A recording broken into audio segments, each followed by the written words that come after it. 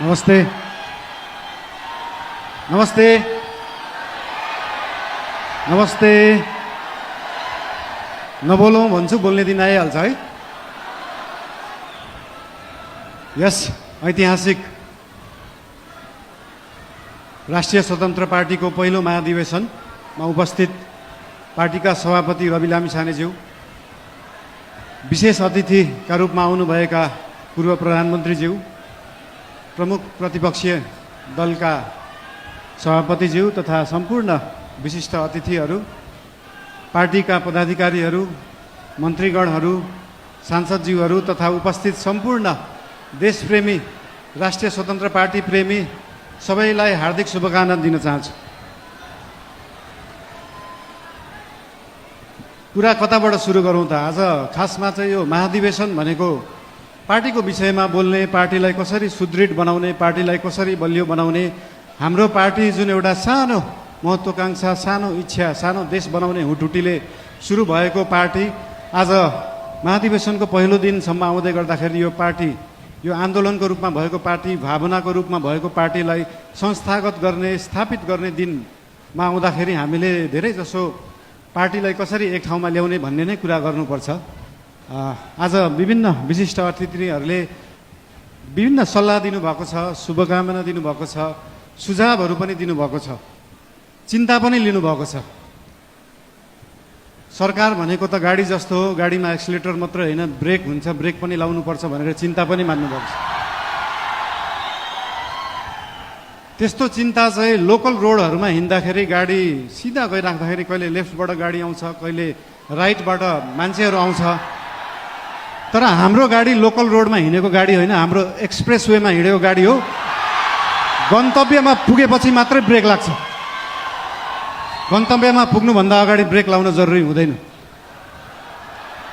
र हाम्रो गाडी अनियन्त्रित पनि छैन, वातावरण पनि मिलेर गएको छ।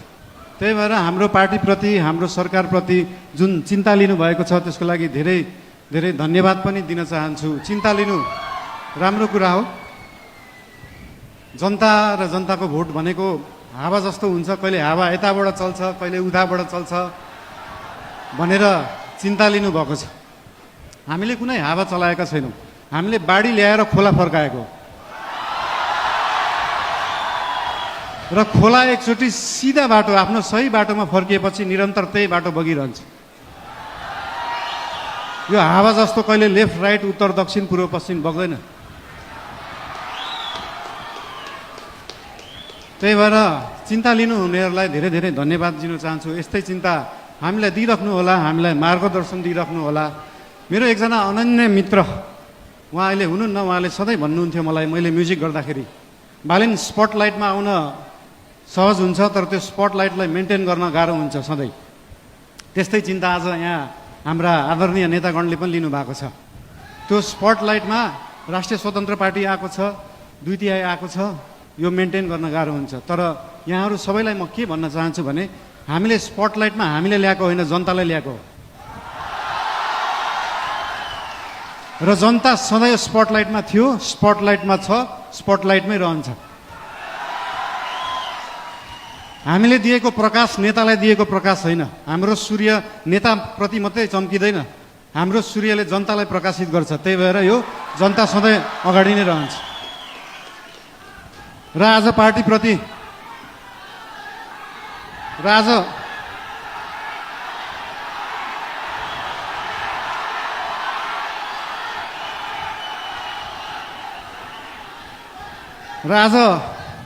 पार्टीको विषयमा विशेष गरी कुरा राख्नुपर्छ भनेरै हाम्रो पार्टीको चिन्तन कस्तो हो, लेफ्ट हो, राइट हो, सेन्टर हो, धेरै चिन्ता लिइराख्नु पर्दैन। हाम्रो पार्टी विकासवादी पार्टी हो, विकास गर्ने, काम गर्ने पार्टी हो। हाम्रो पार्टी अगाडि बढ्ने पार्टी हो। हामी प्रतिशोध साध्ने, पुरानो पुरानो कुरा लिएर न्यू खोज्दै बस्ने होइन।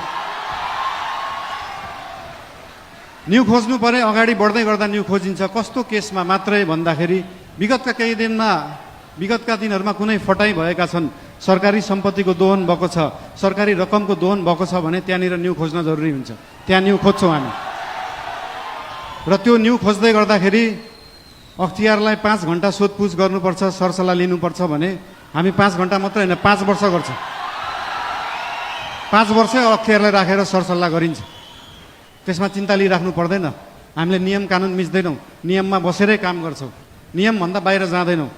हाउभाउ हेर्दाखेरि यस्तो सोसल मिडियाहरू हाउभाउ हेर्दाखेरि अलिकति अनियन्त्रित देखिएला, त्यो देखिएको मात्रै हो। सबै चिज नियन्त्रणमा छ, कुनै चिज आउट अफ कन्ट्रोल गएको छैन। चिन्ता कुनै विषयमा लिनु पर्दैन। सीमाको विषयमा पनि चिन्ता लिनुभएको थियो। हामीले सीमाको विषयमा बोल्दाखेरि पक्कै पनि जुनसुकै देशसँग सीमाको विषय कुरा गर्दाखेरि उहाँहरूले पनि आफ्नो आपत्ति जनाउनुहुन्छ। आपत्ति जनाउनु भयो, मलाई अचम्म लाग्यो। ल ठिक छ, तपाईँहरूसँग प्रमाण छ भने ल्याउनुहोस्। हामीसँग त प्रमाण छ, हामीसँग कालापानी लिपुलेखको प्रमाण छ। र त्यो प्रमाण लिनलाई हामीले पहिला ब्रिटिसले राज गर्दाखेरि त्यो प्रमाण ल्याउनुपर्छ भने ल्याउँछौँ भनेका हो। हामीले ब्रिटिसलाई मध्यस्थकर्ता राख्न खोजेका होइनौँ। हामी हाम्रो छिमेकीहरूसँग आफै कुरा गरेर मिलाउँछौँ। हामीसँग प्रमाण छ र हामी ल्याउँछौँ, त्यो कुरा गरिएको हो। यसमा आशंका मान्नु पर्दैन। मेरो राष्ट्रियताप्रति कुनै आशंका मान्नु पर्दैन, कसैले पनि मान्नु पर्दैन। र विशेष गरी पार्टीको कुरा गर्दाखेरि पार्टीको महाधिवेशन चल्दैछ आज, भोलि पर्सि, भोलि चुनाव होला। र पार्टीको महाधिवेशनमा पहिलेदेखि एउटा हाम्रो संस्कार चाहिँ कता कता बिग्रिएको थियो। पहिला गुट बनाउने, उपगुट बनाउने एउटा कुरा तपाईँहरूलाई यहाँ हुनुहुन्छ होला, महाधिवेशन प्रतिनिधिहरू हुनुहुन्छ होला, यहाँ केन्द्रीय सदस्य उठ्छु भनेर बस्नुभएका व्यक्तिहरू हुनुहुन्छ होला, पदाधिकारी उठ्छु भनेर बस्नुभएका व्यक्तिहरू हुनुहुन्छ होला। तपाईँहरूलाई एउटा कुरा स्पष्ट के भन्न चाहन्छु भने एउटा राम्रो नेता बन्नलाई, एउटा राम्रो राजनीतिज्ञ बन्नलाई जनताको आस्था, जनताको माया जित्नुपर्छ, कुनै समूहको मायालाई हुँदैन। त्यही भएर समूह बनाउने पछाडि नलाग्नु होला। त्यस्तो बिउ अहिले नै नरोप्नु कि त्यो बिउ भोलि रुख बनेर बिचबाट फाड्नु परोस्। त्यही भएर यस्तो बिउ रोप्ने काम, यस्तो रुख फलाउने कामहरू हामी चाहिँ नगरौँ। हामीले पुरानाहरूबाट यो सिक्नुपर्छ।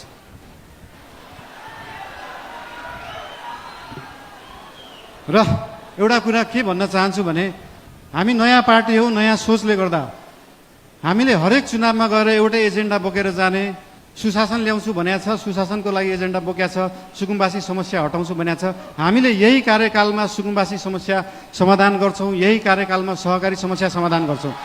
अर्को चुनावमा फेरि यही एजेन्डा बोकेर जाँदैनौँ। अर्को चुनावमा नयाँ एजेन्डा बोकेर जाने हो। र भोलि पर्सि हुने चुनाव भयो अथवा केही भयो, चुनावमा कसैलाई सिसिएम बन्न मन लाग्छ, कसैलाई पदाधिकारी बन्नु भयो, ठिकै छ। बन्नु भएन भने पनि चिन्ता किन लिनु पर्दैन भन्दाखेरि हाम्रो गठबन्धनको सरकार होइन, हाम्रो एकल पार्टी सरकार हो। र एकल पार्टीको सरकार हुँदा के बुझ्नुपर्छ भन्दा हरेक मन्त्री प्रधानमन्त्री हो, हरेक सांसद प्रधानमन्त्री हो, हरेक पदाधिकारी प्रधानमन्त्री हो, हरेक सिसिएम प्रधानमन्त्री हो, हरेक कार्यकर्ता प्रधानमन्त्री हो, हरेक आस्था राख्ने मान्छे प्रधानमन्त्री हो। भोलि तपाईँले सिसिएम जित्नु भएन, म सिसिएम भएको भए यो गर्थेँ भन्ने छ भने आउनुहोस्, भन्नुहोस्, पार्टीलाई भन्नुहोस्।